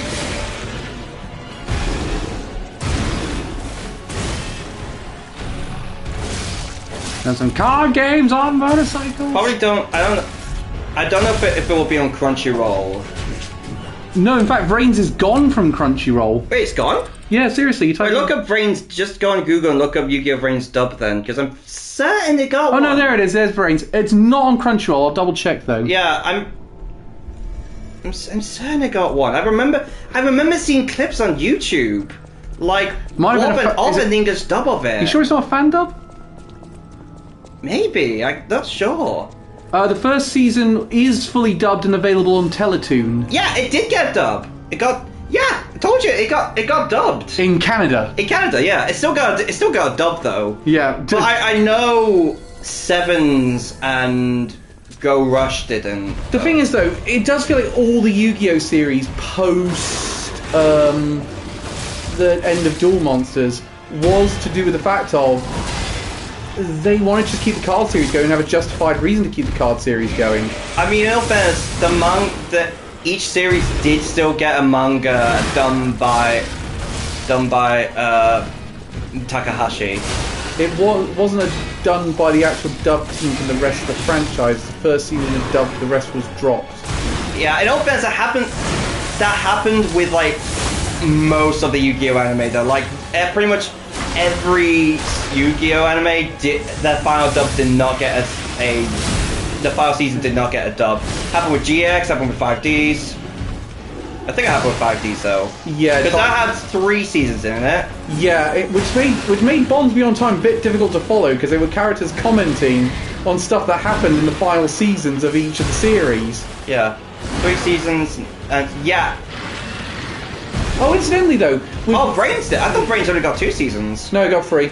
Oh. No, the thing about Yu-Gi-Oh! Overall though is the funny thing is they actually, because of some of the clips they were showing at the end, because those final seasons didn't get dubbed, they had to have new lines put in, and the dub actors dub over it finally for the flashback sequences. Oh. So like, Jaden finally got to dub his final duel in. I'm really doing bad with this attempt, though. By the way. Yeah. Yep. GX 5 I've got the final season dubbed. Yeah, I know. Yeah. Wait, actually, I remember. Did Zexal get his full dub? Because I'm pretty sure it had like 2 seasons. Did Zexal lasted 2 seasons? Wow, that was 1 season too many. Yeah, Zexal lasted 2 seasons. It was. If you thought season 1 was bad, 2 was not good at all. Do you want to know Because do you want to know what the twist was? No. Shark was actually an alien. Of course he was an alien. Yeah. So obviously obviously the number cards are special, but so I know like cards 1 to 99. So I'm certain you know there's all the 100 cards. Oh yeah. Yeah, those were from other aliens who were villain, like basically the enemies of Astral's kind. See, and it turns out Shark was one of them, for like no reason. Sorry, Kyber, this is what happens when you send cards into space. Yeah. I mean, that was the dumbest idea Kyber have had, and that's saying a lot given that it's Kyber. How long do we have, by the way? 10 minutes. Okay. 12 minutes to be precise. I'm gonna try and beat this boss before the end. I am struggling against it. I did say... This is a tough boss. Yeah, this is like the first real hurdle of this game. What about, like... GX had 4 seasons. 5 seasons? 5? Brains got 3, Zexal had 3, and Arc V had 3. Oh damn! I think but the thing is, the perfect duel is the finale of the first incarnation. It's that Yugi versus Atem fight. It's so good. Yeah. It's. You know, I'm lighting up. You don't want to. Got to fire it up. You know, one of my favourite comments, I saw a comment under one of the Yu-Gi-Oh episodes, and it said, that's the last time Summon Skull was used. It was like one of the early Season 2 episodes.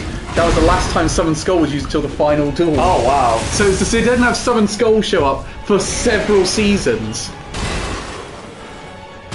Yeah, I knew the original had 5 seasons. Yeah. So when it had numerous. I know it had numerous arcs because there was the Duelist Kingdom arc, there's a Battle City arc, there was the Digital World arc, Battle City Finals. Don't know if we count that as a single one or a continuation of. I more consider it a continuation of Battle City. Yeah, we had Waking the Dragons, the Grand Tournament, and then they all were going back to Egypt. And then Capture Monsters, which no one remembers.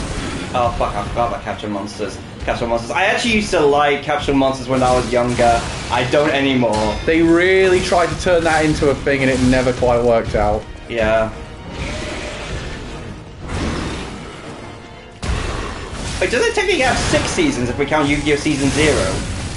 Yeah, because that was one season for Season 0.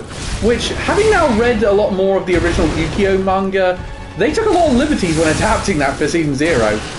Castle was a spin-off, not counted as canon with the rest of the series. Yeah, because that took place after the original series, and the Tem is there. What's weird is, they broadcast it afterwards on Sky One. After the final duel was done, we went to Castle, so like, wait, what's happened now? Yeah, they did that with Nickelodeon. Because that's how I watched it. I just watched them all on Nickelodeon. Season 0 was a different studio, not counted as canon. Which is a shame, because I did like Kaiba with green hair. Yeah, shame we didn't get any more Season 0 abridged. Season 0's... also, Season 0... It's actually worth watching, I think. It's fun. I think it's kind of interesting to have a much darker take on Yu-Gi-Oh! That doesn't focus on the card game. Unfortunately, because it didn't receive any official version over here, we can't do anything about it for Anime Amigos, because I've been trying to think of an excuse to do something around Yu-Gi-Oh! Season 0, but... Tristan had love... I remember the love interest. No, I remember the love interest. I remember... She was boring as sin. What's annoying is, she barely showed up in the manga. Really? Yeah, in the manga, she's not introduced for several chapters. And she's right there, and she's like a member of the core friend group right from the beginning. Yeah, she takes ages to become a member of the core friend group in that one. Mind you, it takes Tristan ages to become a member of the core group in... Really? Yeah. I thought he was friends with Janochi or Honda. Well, he's Honda in the in Season 0. He was friends with Janochi from the very beginning. Yeah, he didn't trust Yugi initially, but then he agrees to be friends with him after Yugi helps him create a jigsaw puzzle to give as a gift. Also, I could be wrong, isn't Janochi meant to be like kind of an honor student at that school? No, because I remember, I could be thinking that wrong, because I was thinking like, hey, there we go, nice. I know Anzu, who's Taya. Yeah, Anzu is Taya. She's not an honor student. She is the class rep, though. Yeah, she's like the only person who treated Yugi well at the beginning. Yeah. And her crush on Atem is a lot more overt. Yeah. Especially in the manga. In the manga, she's completely head over heels for him. Yeah, I mean, it's very heavily implied in the anime. But, 4 kids not doing. Yeah, but it's also implied that she kind of likes Yugi as well. Which must make things awkward. I mean, they're both technically the same person. Kind of. Right, am I a reincarnation of you or not? We really need to get down this all together, because this mind swap thing is getting really out of hand. And now, the stage. Oh, Oisin saw someone wearing a Vakken t-shirt over the weekend. Oh no! I took all my restraint not to scream Vakken! Oh no, I was walking... Yeah, she only interested in Yugi when he only grows another 2 feet. Taller and gets a deeper voice. Hey, we love where's no love for the short kings? No love for the short kings. Think of it this way, Yugi. You're gonna get so much tail when you get as tall and... When we met after Dark Reign, after Dark Reign, on the way back to Ren's, we decided, you know what, fuck it, we're a bit hungry. We're gonna go to like a shop and get a pizza or something, or like a takeaway place, get get a pizza, eat it at home, then go to sleep. We ran into just a dad and a son who were sort of looking at Andy, who were admiring Andy's battle jacket, and were like pointing out a bunch of the bands that they were going to, and they mentioned Wacken, how they would like to go one year, and we were just like, oh yeah, we're going. So like, yeah, it's kind of shocking. Like, just randomly we just meet a couple of other metalheads. Well, the thing that Wacken did geniusly, which is why it became the biggest festival, is they knew how to brand themselves. They turned Wacken itself almost into a band. Yeah. Wacken almost feels like the biggest band that doesn't play a single song. Yeah, I mean, oh wait, one second, I gotta level up my weapon actually first. I mean, it's kind of, it's only, I love the reputation Wacken just has. Like how they are, I haven't seen. like, I'm pretty sure a lot of people say I'm sure you agree, they are the most professional festival out there. Yes, I would say out of all of them, they're the ones that probably... Like, they are the most well organized, most well kept. Any issue that happened the year before is fixed the next year. Like, for God's sake, they've actively put a pipe system under the festival grounds specifically for beer. You're not the only one who And I just fucking love that. get around to asking where I'm Like, that is going above and beyond. give it away, don't they? Oh, by the way, you got 5 more minutes, Elliot. Okay, we're probably just gonna do upgrades. Yeah, because our food arrives in 6 minutes. Yeah, there's not really much more I can do, so I think we upgrade. Let's just get all the upgrades done and then... Yeah. But again, 2 hours 48 minutes before you died a death. And it was from the ledge! Yeah.